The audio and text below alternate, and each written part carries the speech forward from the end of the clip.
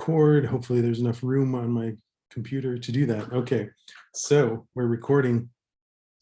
All right, well, welcome everybody to our second in our series of Living Philosophically for the Philosophy and Religion Department.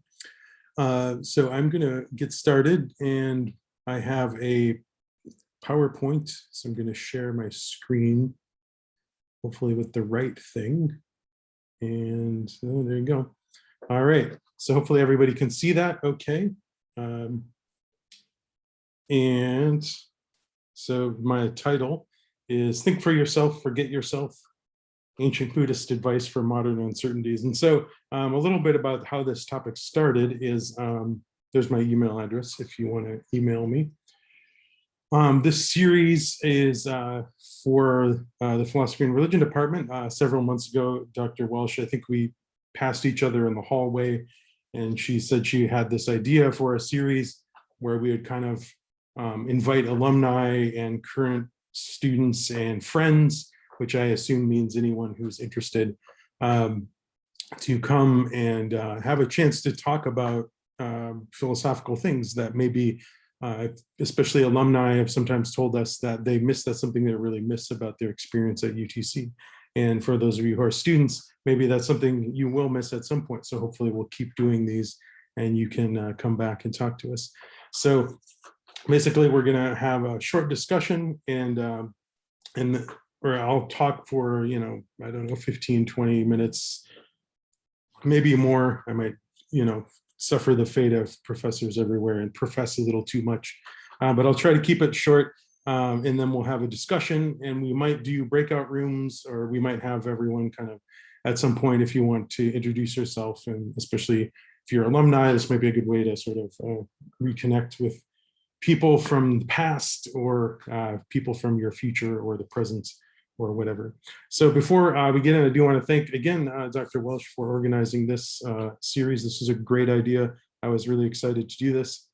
And as far as my topic, so there's the poster. I guess you don't need that because you're already here, but that's the poster I made. And I was teaching my Philosophies of India class this semester. I'm doing that as an asynchronous online course. So the idea of the course I had, like sometimes I like to pick a theme for a course when I teach it. And so I thought, well, what if the theme was something like learning from ancient Indian philosophy? What can we apply, especially we're all going through so much with the pandemic and everything right now? Is there any kind of advice we could get from some of that? So this is based on the unit we did on early Buddhism. And so I think at least one or two people from the class are here today. So some of this will sound familiar to them. Oh, so now letting, oh, there we go. All right, so that's kind of the idea. We also talked about one later Buddhist philosopher, Nagarjuna, and now we're doing one Brahmanical or Hindu school called Nyaya, that they all have very different advice that kind of showcases the diversity of philosophy in classical India. All right, so what is early Buddhism? So I suppose I should say something about that. So early Buddhism, at least as I'm using it, as many scholars use it, is texts that feature the Buddha and his immediate followers. So the Buddha's dates, traditionally, they're a little bit earlier than that. These are kind of the dates figured out by scholars more recently, and it's all very complicated and probably only interesting to a few people who are really into that sort of thing. But sometime around those dates, maybe a little earlier, maybe a little later, is when the Buddha lived. So these texts weren't compiled right away. They were originally compiled maybe 100 years or so after his lifetime, and then they were kind of put together and written down around the 3rd and 4th centuries BCE. And they're written in Pali, which is a language that's similar to Sanskrit. So sometimes I describe it, if you know French or Spanish, you look at Italian and you can kind of make it out. It's kind of like that, where it's very similar. So it's these texts are canonical in Theravada Buddhism, which is the type of Buddhism that has survived today in Sri Lanka and a lot of Southeast Asia, so Thailand, Cambodia, Laos, places like that. Myanmar, of course. So there's the 3 baskets of the early Buddhist texts: the Sutta, which is the kind of text I'm going to talk about. Then you have the Vinaya, which is like the rules for the monks and nuns, and Abhidhamma is the really, really super technical philosophical texts that I won't bore you with. They get a little dry, but they're also very interesting. So this sutta is part of the sutta, and we'll talk about why they're called suttas. There's actually some speculation about that, but the Kalama Sutta begins with "I have heard," or usually you'll see it translated as "Thus have I heard," but this translation, which I picked because it was online and easy to access for everybody. So Evam Me Suttam is the Pali, and some people speculate they're called suttas because of that suttam, that maybe kind of, then also it looks like sort of the Sanskrit word sutra, which means a thread literally, or a type of text, which of course you have the Kama Sutra, but that's just one of many, many sutras. All right, so what goes on in this? This is a relatively short text. If you had a chance to look at it, you saw that for yourself. So here's a big block of text. This is the kind of thing they tell you not to do in presentations, but I'm doing it anyway. So if you can read a little bit of that, but basically this is the problem. There's these people, the Kalamas, and they have this issue that they hang out in their village, and then they get all these people stopping by. They expound and glorify their own doctrines, but as for the doctrines of others, they deprecate them, revile them, show contempt for them, and disparage them. And then other Brahmins and contemplatives come to Kesaputta, that's where they live. They expound and glorify their own doctrines, but as for the doctrines of others, they deprecate them, revile them, show contempt for them, and disparage them. They leave us absolutely uncertain and in doubt which of these venerable Brahmins and contemplatives are speaking the truth and which ones are lying. And so I think this sutta is really interesting because it sort of speaks to a condition that probably a lot of us can relate to. Probably a lot of this happens to us online these days. But you're online and you hear all sorts of different theories and different things coming at you. And so this was happening to them thousands of years ago. And so they thought, well, who do we believe? We get all these different ideas. And so here's what the Buddha's advice is to them then. So he says, well, of course you're uncertain, Kalamas. Of course you are in doubt. When there are reasons for doubt, uncertainty is born. So in this case, Kalamas, don't go by reports, by legends, by traditions. And then it gets kind of interesting. By scripture, by logical conjecture, by inference, by analogies, by agreement through pondering views, by probability, or by thoughts. This contemplative is our teacher. All right, so that's kind of an interesting list. So he's telling them, well, don't just go by what people say or by tradition, or even by scripture. Logical conjecture and the pondering views kind of gets at, there's this trend in early Buddhism of kind of being suspicious of people that get a little too wrapped up in their philosophical theories about things. And I actually really like this part of early Buddhism because I feel like that's a problem a lot of philosophers, basically we're professional overthinkers.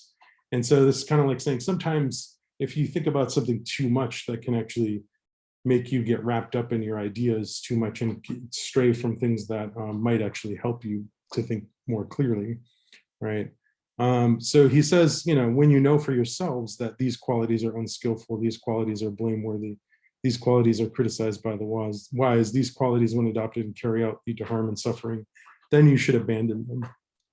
And so there's kind of, the first time a person reads that, you might think, oh, well, he's telling them to think for themselves and just do whatever they believe is true for them, right? That's the very 21st century American sort of understanding of this, like you just be yourself, man, right? But if you actually look at it carefully, he's really kind of giving them a little test. He's saying, well, actually try it when adopted and carry it out. If it leads you to harm and suffering, well, maybe that's not the right view. So he actually kind of suggests like a little test that people should do. It's not just whatever you think you should do. It's more like, here's a test I'm going to suggest. And if you try this, maybe that'll help you sort out these different views, right? See, kind of adopt it and carry it out. So that's kind of his advice to the Kalamas, which is really interesting.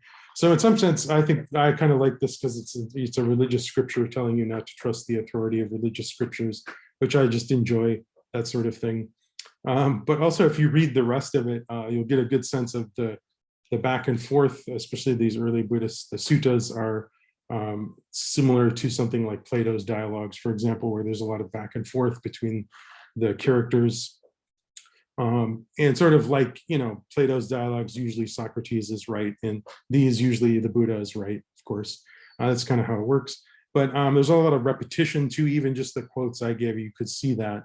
And that's part of the history of that, is that these texts were often memorized and still are by Theravada monks and nuns. So it's easier to memorize with a lot of repetitions. There's the link to it if you want to take a look at that. This Access to Insight site is actually has a lot of different translations of early Buddhist texts that you can look at. So the Buddha's advice continues, and he says that there's the 4 assurances, right? So the first assurance is, he says, well, if there is a world after death, if there is the fruit of actions rightly and wrongly done, then this is the basis by which, with the breakup of the body after death, I will reappear in a good destination, the heavenly world, right? And so there, that's of course referring to the sort of early, so the kind of Indian theories of, what's sometimes called reincarnation or rebirth, technically is the more applicable term in Buddhism. But that's an idea. And the heavenly world would be like a world where it's easier to practice Buddhism and overcome suffering. You're not supposed to end up in the heavenly world. You're supposed to move on eventually. But even if there is no world after death, and there were, of course, people during the Buddha's time that we know about from early Buddhist texts and Jain texts and some what we would now call Hindu texts, that there were kind of materialists who didn't believe in any sort of afterlife or any religious views. And so he's kind of saying, well, look, even if those people are right. So later they were called Lokayatas or Charvakas. So there's some of the people that I've been interested in. But even if there's no fruit of actions rightly or wrongly done, then here in the present life, I look after myself with ease, free from hostility, free from ill will, free from trouble. This is the second assurance. So if there is an afterlife, you'll be good. If there isn't, well, you'll have a nicer life now. So that's kind of, this is kind of giving a plug for what he thinks is going to happen if you put his own ideas to the test. And then the last 2 are kind of really getting at this debate that was going on. There was a school called the Ajivikas who thought that it didn't really matter how you behaved. You're either going to be liberated or not. So it didn't make any difference. So he says, well, whether they're right or not, you can still get something out of this. So these are the 4 assurances you get from, practicing Buddhism, I guess, at least as he puts it. So let's see. Oh, I'm actually doing pretty well for time. So you're supposed to think about this and put these ideas into practice and see how they work out for you. But what should we think about? That's kind of, because this, the Kalama Sutta tells you kind of like think for yourself, put it to the test for yourself. But what sort of things should you think about? And that's what the early Buddhist texts have, a lot of things you should think about. At several points, the Buddha says, I teach suffering and the cessation of suffering. And that's really like, if you know anything about Buddhism, you know that the first noble truth is suffering, or dukkha, which actually doesn't exactly mean suffering in English, but I'll just trying to keep it simple for now. I can elaborate on that more later. But basically, there's a lot about suffering. If you read a lot of Buddhist philosophy, it's all about suffering, but it's also supposed to be about the end of suffering. So that's good. And there's one particularly infamous topic of non-self. And so the idea is that in early Buddhism, the Buddha either says you shouldn't think these things are a self, or he might actually just say there is no self at all, right? And so there's some, we'll get into that in a bit, but if someone's saying there is no self, or that you shouldn't think you have it, well, what are they talking about? So I think that's the first thing, that this is a good kind of critical thinking skill to get, is if someone tells you something doesn't exist, you want to figure out, well, what are they denying? So historically, the Buddha is probably talking about something like the Atman in the Upanishads. So the Upanishads are the early, what we would now call Hindu or Brahmanical texts. The earliest ones were composed a little bit before the Buddha's time, and they were composed for several centuries afterwards. But this idea had already gained traction, right? The Atman is kind of like this essential inner essence or core of who you are, right? That's not your body or it's not even, what's weird about the Atman, I think, for people who are only used to Western philosophy, is it's not even like your personality or your mind. It's even deeper than that. It's something else. I would hesitate to say soul, because then you start kind of bringing in all these sort of, Abrahamic connotations that aren't necessarily there, but it's something like, the inner core of identity. Now you might say, well, I'm not an ancient Indian, so I don't care about the Atman. That's fine. But there is, I think, a general philosophical sense of, what's being denied is that there is one thing that makes you you, or that really the words like I, me, and mine actually, like if there were a self, that would be what they refer to. If you think about it, why do people say things like my body or my mind or my personality? Who is this thing that owns these things? That's a little mysterious. The idea is that there's some kind of thing there. Or you might mean something like a relatively permanent center of subjectivity. So the thinker of thoughts, or the thinker behind the thoughts, or the feeler behind the feelings, right? The experiencer of the experiences, that sort of thing. And then some people in phenomenology and philosophy of mind will talk about something called the minimal self. There's some debate about whether Buddhists believe there's such a thing as a minimal self or not. But you could see something like that. That's kind of like the background consciousness that's always there, or something like that. All right, so something like that is being denied, that there is one thing that makes you you, that there is one thing that persists over enough time. It's permanent enough to last at least most of your life. Like you can say someone's self changes over time, but even to say that, you have to say, well, even if a self can change, it has to be the same at least long enough for it to change, right? So what Buddhists are saying is actually it's not even that. So here's, with such a counterintuitive view, I think this is one of the hardest views that you'll find in Buddhism, right? And Buddhists don't really care about common sense. There's one thing I like about Buddhist philosophers, is they're like, common sense is what causes suffering, so get rid of that, which I think I just appreciate. I also appreciate common sense, because you get within the Nyaya school that heavily criticize them. Anyway, that's a whole thing. So you need arguments, right? You can't, because if you want people to accept very counterintuitive, very strange views, you should have some arguments. So one of the classic arguments that appears many times in early Buddhism is sometimes called the argument from ignorance, or from impermanence, sorry, argument from impermanence. And these 5 things, body, feeling, perception, dispositions, action, and consciousness, those are all technical terms that I won't go into right now. But the basic idea is that those are things that, if you kind of introspect and look within, you'll find those things. And none of those can be a self, because they're impermanent. And if there were a self, it would either be absolutely permanent, like the Atman is supposed to be, or it would be permanent enough to last for one lifetime or part of a lifetime, right? So the Buddhists, ancient Buddhists, were also arguing against the materialists who thought, well, I have a self that comes into existence when I'm born and goes out of existence at my death. They didn't even want to accept that, right? So they would say there is no such thing, right? Or there's nothing worth viewing as a self. If you carefully read early Buddhism, that's really what the Buddha says. Now there's a lot of debate, is he being careful, kind of epistemically careful not to make, because how can you prove a general denial of things? I mean, that's, some people get into this. Maybe he's just being careful and say, well, you can't know the self like the Upanishads say, and if you can't know it and it doesn't enter into your experience, it doesn't do you any good, so get rid of it. Or maybe he's giving an explicit metaphysical denial that there really is no self. That's kind of up for debate. Early Buddhism, again, has this more sort of pragmatic or practical bent, where they might say, well, ultimately, whether there metaphysically is or isn't, it doesn't do you any good to get rid of suffering, so don't believe in it. Right. And then other Buddhists later on did give more explicit metaphysical denials, but it's a whole thing we could get into. Let's talk about another argument. This is my favorite one.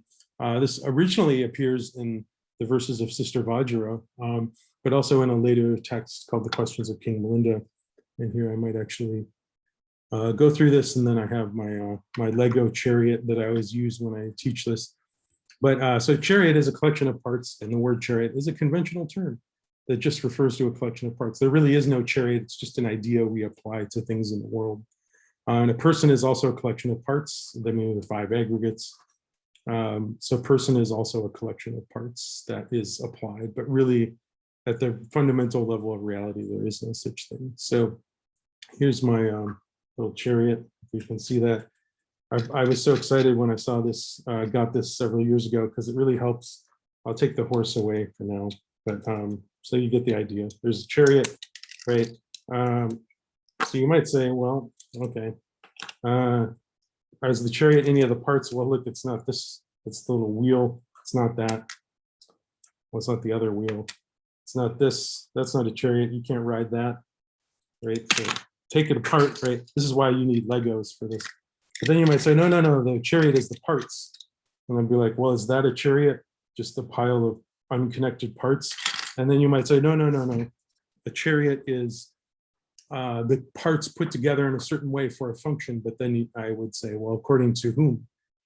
According to an idea in your mind of what a chariot is, or the idea, in this case with Legos, right? It's the idea of the person in the R&D division in Copenhagen, or wherever the Lego studios are. I think they're in Denmark somewhere, who came up with the idea of building a Lego chariot, and there's an instruction booklet, right? So if you really think about it, the idea of a chariot really is, and it's an idea that exists in people's minds. It doesn't really exist in the world. There's no chariotness in the world. And so a person is just like that. There really is no person. It's just this kind of this collection of parts, and we say it's a person because it's convenient, right, for me to say Ethan was born at a certain time, or Ethan started talking about 20 minutes ago and should wrap it up soon. It's easier to say than this causal descendant of a set of aggregates that began 20 minutes ago is, causally related somehow to that other. It just gets messy to say that. So it's just convenient to use the word person for people's names. But really, if you think about it very carefully, there really isn't any. There's just sort of stuff that comes together and we call it a person. Now that's very hard to accept for most people, if there are any people. And you would not be alone if you didn't think that was hard to accept. In fact, most people do. It's probably one of the hardest things to accept in all this. But whatever these arguments are doing, they're supposed to help overcome suffering. That's the whole point of Buddhism. So Buddhism is, one thing you could compare it to is kind of in Hellenistic philosophy. You have this idea of philosophy as a way of life. That's kind of, especially in early Buddhism, philosophy is meant to help you. It's meant to do something for you. And so another way to wrap your mind around these self-arguments, well, that's all very abstract. I don't quite understand that. But basically, if you think if a major cause of suffering is selfish desires, or attachment to an idea of the self, maybe reducing your belief in the self can help you reduce suffering. So that's really what it's about. And that's a little less abstract, and kind of heady metaphysical stuff can kind of help. And then one other piece before we get into the contemporary stuff that I think helps is later development. So this happened after early Buddhism. You got this idea of non-dualism, which was very much developed in the Yogacara tradition in India. This was one of the main Mahayana philosophical schools. So Vasubandhu is one of my favorite philosophers, and Ratnakirti. Actually, I was working on a project on Ratnakirti before the pandemic so rudely interrupted everybody's lives. And so hopefully I'll get back to that at some point. But also this idea of non-dualism in East Asian Buddhism. So as most of you probably know, Buddhism went from South Asia to East Asia. They had to cross the Himalayas, which was probably difficult. And they kind of spread Buddhism to China, Mongolia, Tibet, and Southeast Asia, places like that, where this really took on kind of an even bigger role. But the basic idea in Buddhism of non-dualism is that if there's no self, there really is no fundamental distinction between self and other, or self and world. That if there is no me, there's really no me that stands apart from everything else. That it's not that we're the same, but that there's no barrier, right? There's kind of like, it's all kind of mixed up. And so this also enters things like, if you think about it, the world influences me and I influence the world. So how could I be totally separate? And if you really believe that, would this radically transform your experience? And so philosophers like Vasubandhu and Ratnakirti try to talk about that. Ratnakirti, in fact, is sometimes read as taking this to its logical extreme, that in fact, there is only one mind. I'm not sure that's what he's saying. That was what my project was about. But anyway, he's saying something profound about non-dualism. It's pretty interesting. So, but basically, if you can't quite, accept all this, like non-self and non-dualism, at the very least, I think those ideas might stretch out your mind a little bit. You might think, well, actually, this idea that I'm separate from the world doesn't really make sense. That whatever, even if I am some sort of self, it doesn't make any sense to say that I'm this isolated little thing that doesn't have any ties to anything else, right? All right, so here's my kind of modern theories, and I kind of want to leave these for us to discuss. And so I'll let you read those and think about those a little bit.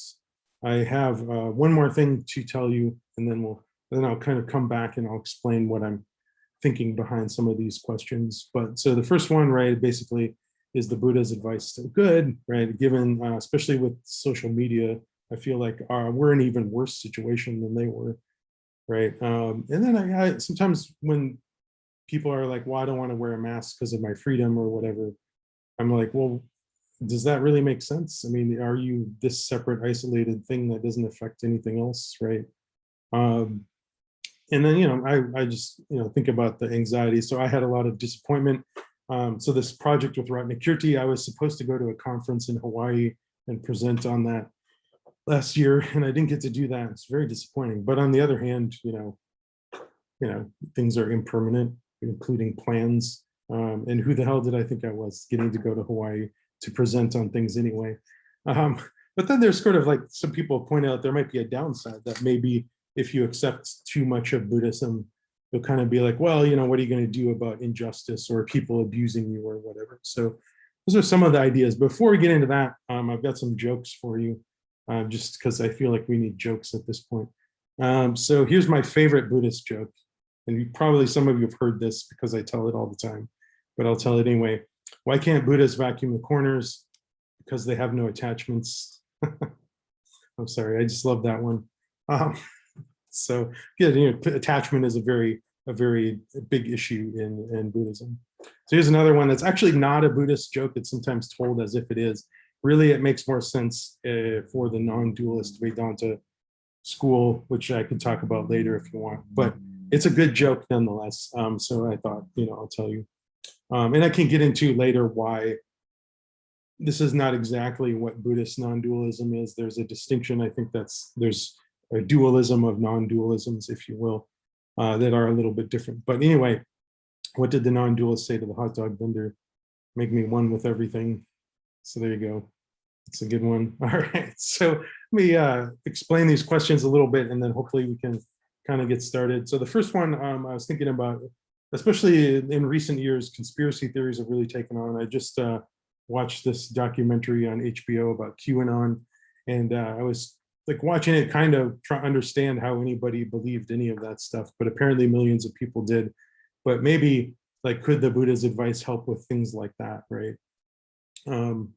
And then, again, like the second thing I was thinking, like people who don't want to wear a mask, even like as if they can't interact with the world, as if they're sort of separate, like I'm separate from the world. You can't touch me, right? And I don't touch the world.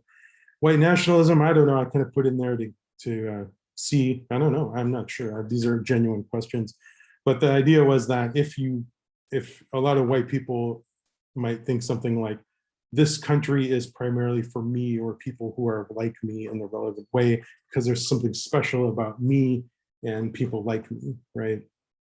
Now, I'm not trying to reduce these complex political issues to like some arcane Buddhist commitment to the self or non-self, but I'm just, wondering what does this kind of enter into it in some way. Also, think about the pandemic, right? So I think a lot about impermanence and things like that, right? So maybe that's helped me a little bit. But now actually I'm having a new anxiety just in the last month or so, where I'm thinking about, oh my goodness, now I have to go out and do things in the world and interact with real human beings, not through little triangles like this. That's like giving me real anxiety right now. But then again, the pandemic was always impermanent also. So, I think we all sort of that's at least, maybe I'm not the only one having that anxiety, but it's kind of like, man, I have to make plans and things, and can't just wear sweatpants all the time. I mean, it's like, just seems like it's tough. But I think a lot of the pandemic has also really hurt a lot of people. So there's a lot going on there. And then, a lot of people have criticized, part of that last question is coming from, there are a lot of, I think, very good critiques of something like the use of mindfulness training, which is somehow related to Buddhism, for things like, well, giant corporations will prescribe mindfulness training to their employees so that they don't get agitated and organize for like better pay or things. And so, as some of you know, I'm also a union member, so I think, of course, people should agitate and get better pay and things. So I definitely think there have been sort of this, if you sort of turn inward and don't worry at all about external conditions, then maybe that's also can create some suffering. And so this is kind of one critique people have given. And there's a whole thing called engaged Buddhism that I might get into, what kind of has an answer to that later. But I will leave it there. So hopefully we'll see you. Hopefully we'll have another event in the fall. I put a question mark and an exclamation point there. I wasn't sure which one was more relevant, but hopefully we'll have that. Also, this semester, as I've been calling it lately, pandemic semester 2.5, it's been really difficult, but it's impermanent like everything else. It'll be over soon. So these are the questions I have. If you have other questions, we can talk about them. So maybe let's wrap it up there. Yeah, we can post I'll just questions in say chat. quickly too, if you want to post a question or comment in the chat, we can read those as well if you want to do that. Yeah. Okay, well, thanks, Ethan. I'm not sure I have a well thought out question outside of, I just want to say that. So in my class today, we talked about misinformation and how do we combat that for our democracy to thrive. And I'm not really sure if I have a question. I just want to say that, like, I've been thinking a lot about this, of course. And so, is the Buddha telling us, I'm not sure I agree. If I guess my first reading of it was what you said, like standard, like, oh, it seems like think for yourself, which we hear a lot of, right? That there is no truth, or like, you can search for truth among the Easter eggs that Q drops for you along different websites. But it seems like the way I think about it, like self-governing requires at least a recognition that you're trying to achieve something that is a good. And I guess I'm wondering, like, how do we know, like, I want to know, like, what do the Q people think they are, what is their good? Like, are they seeking a good life? What is their objective that their Q shamans are trying to teach them about? Yeah, that's good. Yeah. That's a really good question. And I think, just to speak from the text and the context of that, is that, of course, it's in this context where that's sort of like, of course, the Buddha thinks that if people do this, they'll come to agree with him, right? And he's kind of like, well, you try this out and you'll feel better, and then that's a step along the path. But again, yeah, I think you're right. Like, I've kind of have been puzzled by, not to just pick on just one conspiracy theory, because there's a bunch of them out there, but yeah, like, what is the good of that, right? And I guess the good is like, and that's actually with the QAnon thing, I think part of how it got a lot of people was, if you say there are these like people like trafficking children and eating babies and their satanic cults or whatever, I don't even remember all of it, like that, of course, you want to stop that, right? And that's how the people sort of get excited about that. But yeah, I don't know. I think the idea would be like, but if you're, going, and I guess maybe it would have to be tied to something like, you would do more investigations and eventually you would kind of figure it out for yourself that this is not really panning out the way that the Q drops told you, or something like that. I think it's not very specific, but that's kind of that's the start. Well, there's a lot of people talking about conspirituality that people are finding that, finding themselves, like they're finding community in these conspiracies, in these beliefs. And so then I wonder, like, do they not want a sense of the self? Like, are they really like they're trying to, yeah, I don't know. I'm not sure I have more to say besides that. That's good. Yeah, did Stephanie have a hand up? I think Sarah did. Or Maybe Sarah did too? Okay. Oh, yeah, Sarah has one. Sarah Liberto. Yeah. Yeah. I had to unmute it, sorry. So when I think of, these are all great questions, and to sort of segue into, I'm sorry, Jeremy, what he said, I think of conspiracy theories and this sort of attachment to them is a psychological thing, that it's coming from the ego. So the ego wants to protect us from danger, there's safety and security. So there's this fear of the unknown. And when, conspiracy theories, just the way I feel about it, when they pop up, it's the ego wanting to cling to something that the brain feels like it makes sense, or the brain feels like it's giving it some sort of sense of security and a sense of knowing, maybe.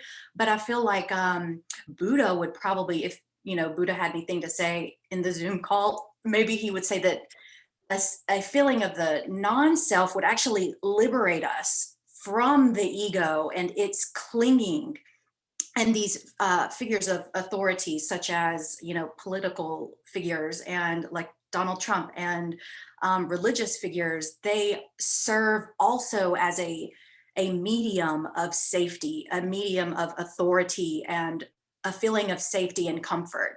And I also feel like there's another layer of the patriarchal philosophy that we're so embedded in, this sort of sense of a daddy that's going to save us, this God that's going to save us. I feel like Buddha has a lot to offer to us right now in terms of a feeling of the non-self, or a transcendence of the little ego that is scared to death, which I also think that it's part of what we are as animals, is this ego needing to protect us. I can tell you a lot of times that the ego, I feel, has protected me from danger, but I feel like there's a balance, there's a sort of awareness that you might have to cultivate to transcend that confined, attached, suffocating, suffering ego. I don't know if Ethan, you would agree, but I think that this sense of the non-self absolutely liberates us, right? I feel that, maybe. Yeah, and yeah. Conspiracy theories just give this elusive sense of security and safety. Yeah. If I could just super quickly piggyback on Sarah's comment, I think that's interesting to think what you said, Ethan, and it's about the non-self would also suggest the non-selves of others. And so to not trust the kind of authority is because the authority figure is also a wheel. I guess the wheel is more the Taoist text, but the chariot, right? Something like that. But I do see also that you maybe see this too. Stephanie is also posted. Right, yeah. I think maybe you want to respond to Sarah and then. Yeah, sure. Yeah, I'll say Sarah. I think that's actually a lot of what you're saying reminded me of why something I've been working on that some people think makes no sense, but that's just how things happen. Is the kind of idea of Buddhist skepticism, in a sense that if you think about it, if you like, part of the comfort of a conspiracy theory is that what's going on. Like, I know the truth, right? I've explained it. And I guess maybe this is sort of my personality. I feel like I never really know what's going on, but I'm kind of okay with that. Like, and so, I think that's why conspiracy theories don't really appeal to me as much, I guess, just because I'm just like, they're too tidy. Like, it would just be like, that world doesn't make that much sense. The world is chaotic and like out of control and nothing makes sense. And that's just how it is. As far as, but I might be wrong about that too. Maybe it does make sense. But the idea, right, I think is that there is a comfort, and it's sort of like, and then there's also this inside thing, like in that documentary I saw, which I really suggest if you have HBO to watch if you can. They interviewed a lot of the people, and they did seem to find a lot of comfort in this, or a lot of like sort of like, I know the deep secrets of things. And, you know, maybe that's part of the appeal. So yeah, so Stephanie has a question. Let's see.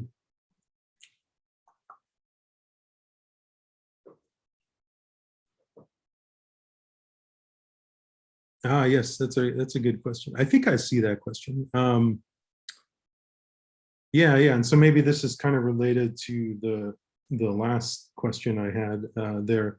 That yeah, you could say, well, or kind of if you think, well, everything's just an illusion and nothing really matters. Like why, you know, why are people hung up on this? And so, you know, now this is kind of related to it's actually maybe where the two classes I'm teaching this semester are sort of related in that I'm also teaching Africana philosophy, and we talked a little bit about this idea that at a deep sense of biology also, there's no like gene for white people or for black people or whatever. There's not a genetic sense of race. Of course, there's you know, like what people look like, which is controlled by genes, but there's not like, you can't say here's the white gene or something like that.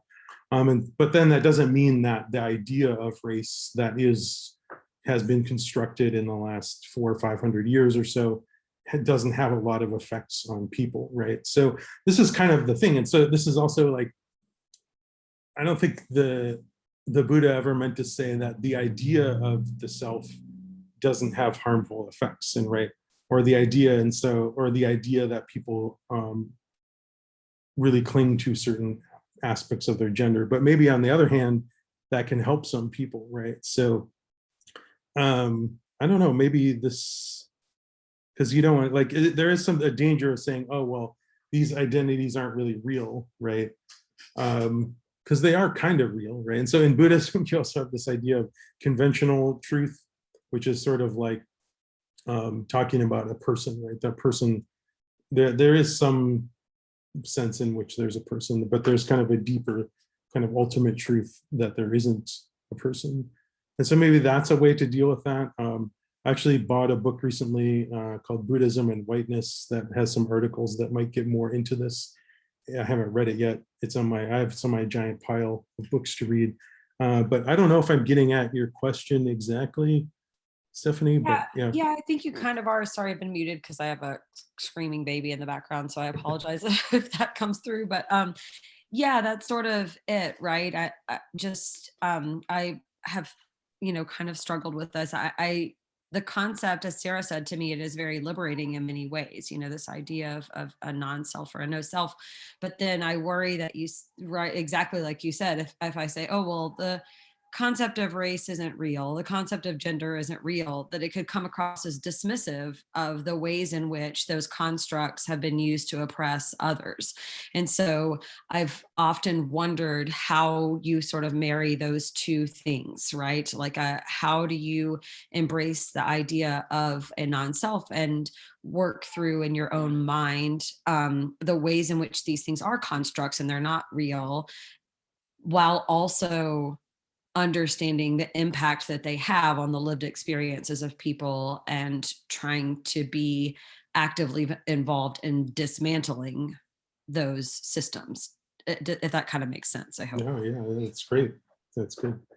Yeah. And I think, I mean, one thing that, you know, I think you could say maybe in so engaged Buddhism is this kind of movement that started in Asia and the West in the last several decades of kind of trying to think about how Buddhism and things like social justice could come together, right? And so, because there are, for a lot of very conservative Buddhists, will say things like, well, if someone's born poor or of a marginalized identity, well, that's just their karmic ripening, right? It's their own fault.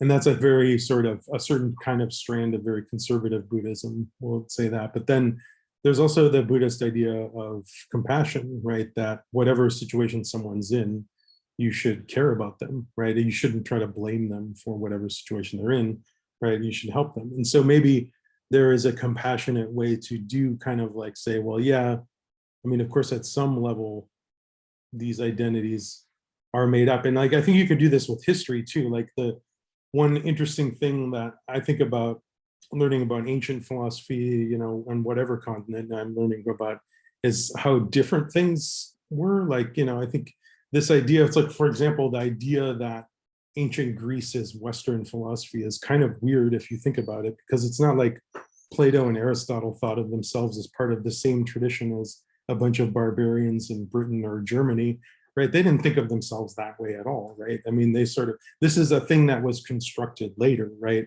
And there's also interesting work about, well, why is philosophy as a discipline so Eurocentric? Well, there's actually a whole history of that, that is tied up with history of constructions of race and things like that. And that's all kind of abstract and maybe not getting at the lived experience of, what happens, in America today. But I think there's some relations there, right? So anyway, I'm probably rambling too much myself. So yeah, thank you, Stephanie. That's a great question.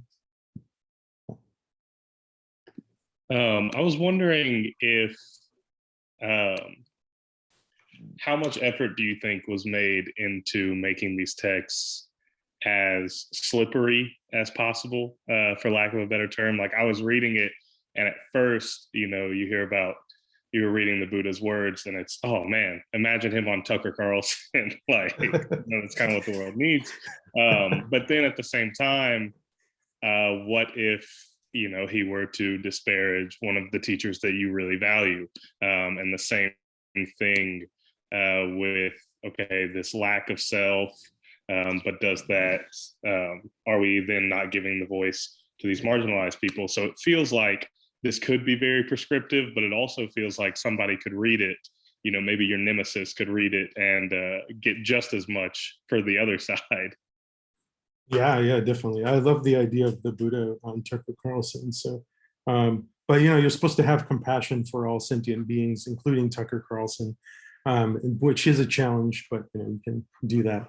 But yeah, that's a really good point. I think it's related maybe with Jeremy's point earlier on too, that like if this was all that there was, right, you would have kind of this sense, well, yeah, you can read this one thing and lots of different people could say, oh yes, the Buddha's on my side, right? This happens actually, speaking of something related to my Africana class, we were talking about Martin Luther King this week.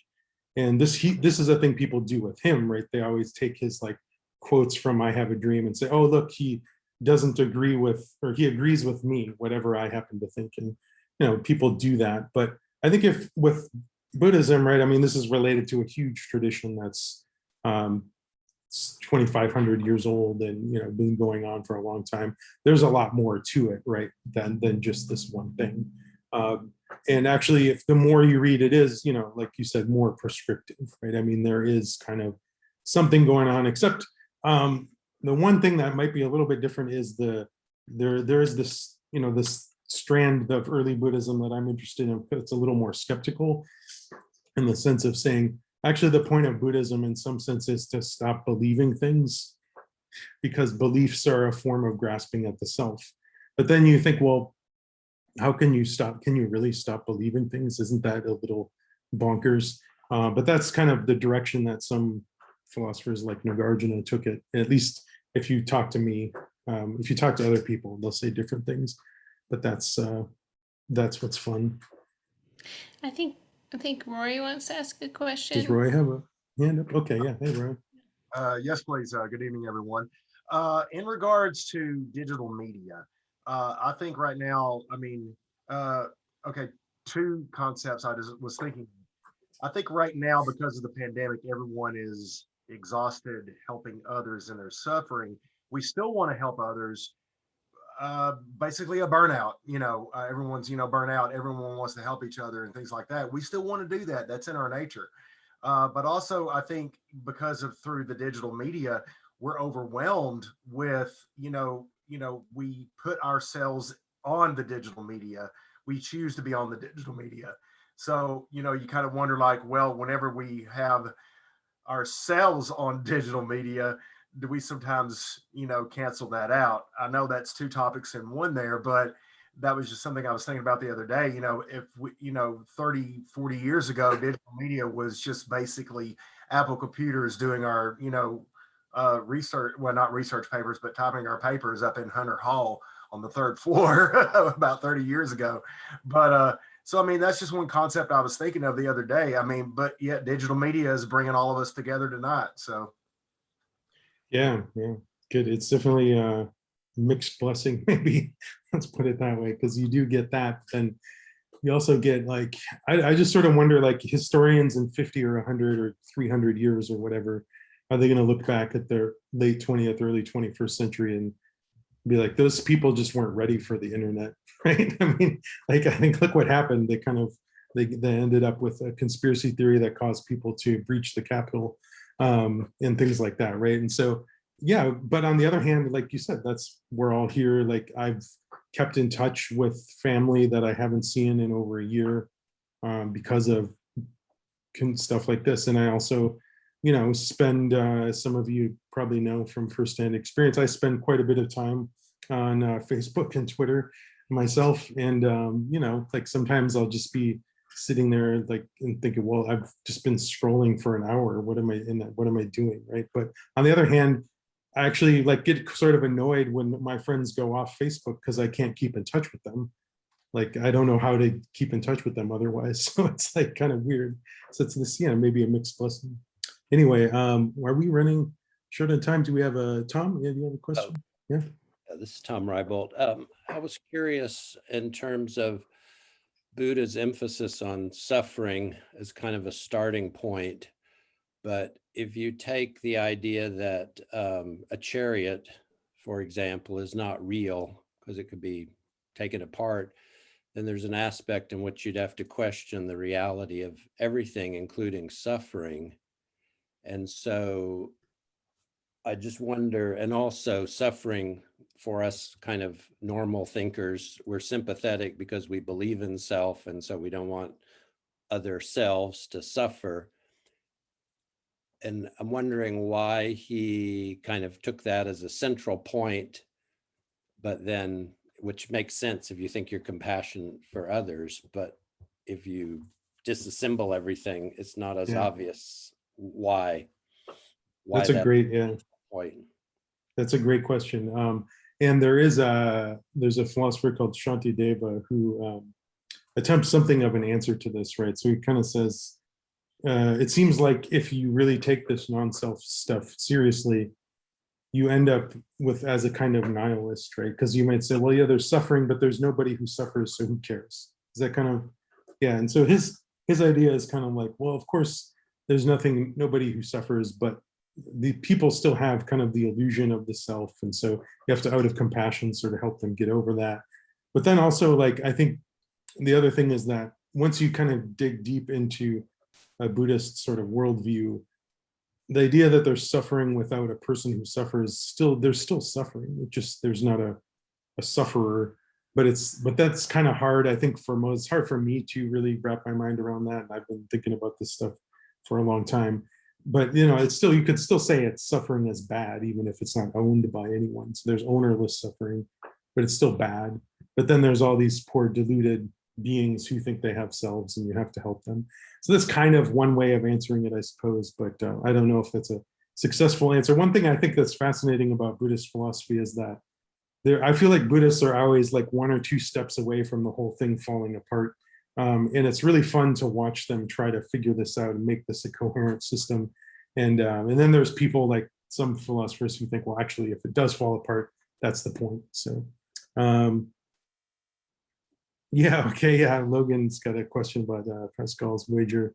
Yeah, it's kind of like that. So yeah, the third assurance is kind of like the more like the Buddhist view, actually, that if that wrong is caused by intending to do wrong, right, and then you might suffer from it, but you should get better intentions, right? And then the last one is kind of like, well, if suffering is not caused by intentions, well then you're fine there too.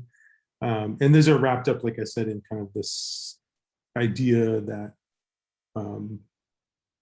maybe, that maybe our intentions and our actions don't really matter, right? So there was this view like that. So sorry, should we?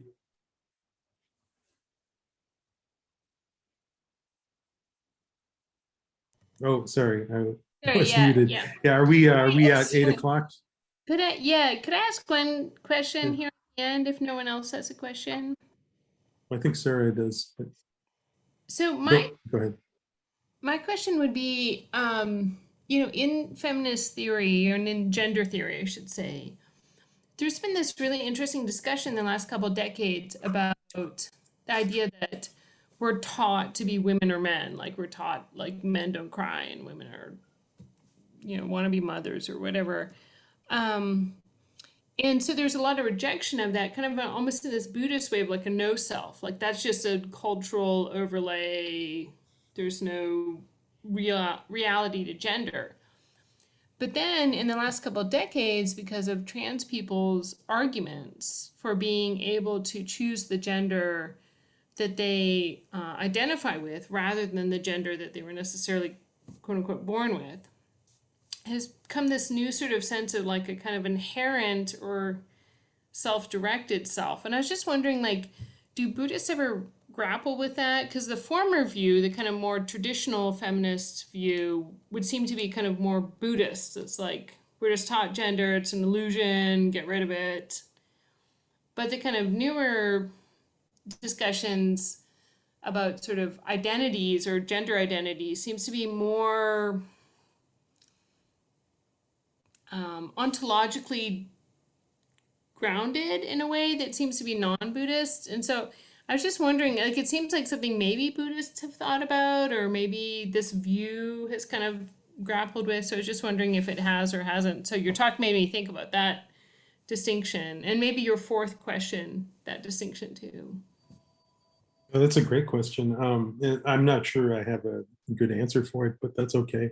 I think it's yeah, I guess I don't know, because I think if you think about like, the phenomenon of gender dysphoria or something like that, right? Where people say, I'm a gender that's different than the one I was assigned at birth or something like that.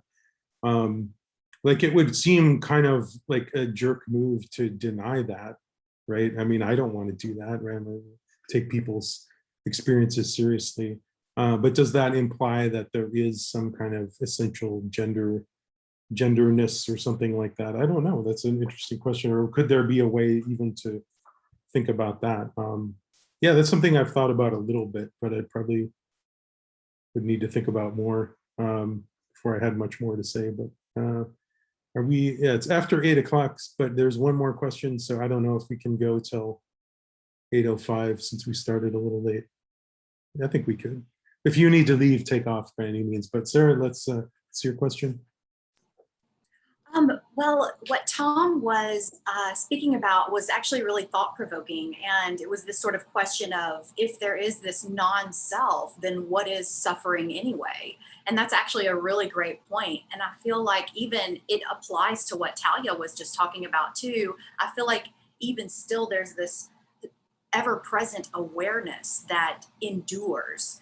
And I also get hung up about like reincarnation, remembering past lives, and Buddha remembered his past lives. And it's like, if there is this non-selfness, then what is it that endures the past lives or endures the suffering? It's just interesting. So it always seems to boil down to this just present awareness. And I don't know, but I feel like what Tom was saying was really interesting, because there does seem to be something that experiences firsthand the suffering, which would then lead to a liberation of the self from the self, right? Yeah, So sure. it's interesting. And then also with gender identity, it just seems like beyond something that's beyond this little experience, So I don't know if you could have any ideas or could speak to that, but I found all of that very interesting. Yeah, no, that's great. Yeah, so Tom's question and then your question are exactly what a lot of Buddhist philosophers' opponents said, like thousands of years ago. So it's, you're in good company, especially the Nyaya tradition really took them to task on this. They'd say, well, wait a minute. It's just saying, well, if there's no self, who is it that's liberated? What's the point of who is it that is liberated from suffering? Who is it that suffers, right? Who is it who stops being reborn, right? And they kind of really hammer on this. And those are, I think, like really good questions, right? And so there are, of course, answers. that I could get into more. But, you know, these are the sort of debates that make the classical Indian tradition interesting to me, that it wasn't like everybody agreed. Like the last thing you want in a philosophical tradition is for everybody to agree, right? That would be boring, right? You need some interesting disagreements to keep people busy. So you had the Nyaya, where kind of that tradition was said, well, of course there's a self, right? Otherwise you can't explain experience unless you have a self to tie it together, right? You can't explain, you know, anything like rebirth or whatever.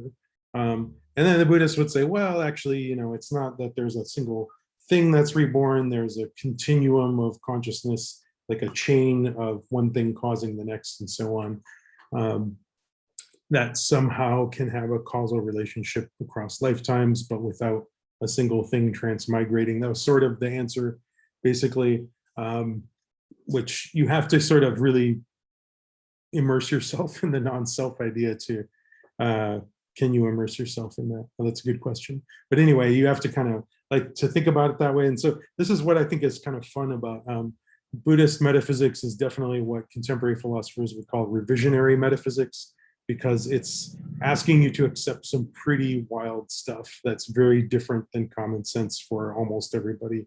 And I think that's more interesting. Like the idea of common sense metaphysics, actually the Nyaya tradition is great because they try to do that and end up saying very non-commonsensical things to make sense of common sense. But that's just a little bit. So there's a lot more there to say, but I should probably stop there. Do we have time to, or should we wrap it up there? What do you think? Over time. I think either way, whatever you want to do, Ethan, we could go around and say hi, those of us who are still here, or we could just wrap it up and go to sleep. Well, here, I why wake don't up at 5 in the I? morning, so I'm the kind of person who goes to sleep at 8:30 at night. Oh, okay. Wow. I'm that kind Well, of person. here, why So, don't I yeah. stop the? I'll stop the recording now, and then we can Okay. maybe if people just want to chat for a couple minutes, say a little bit about yourself, or if you want to get going, that's totally cool too. So let's do that. All right. Well, thank you all for coming. I appreciate it.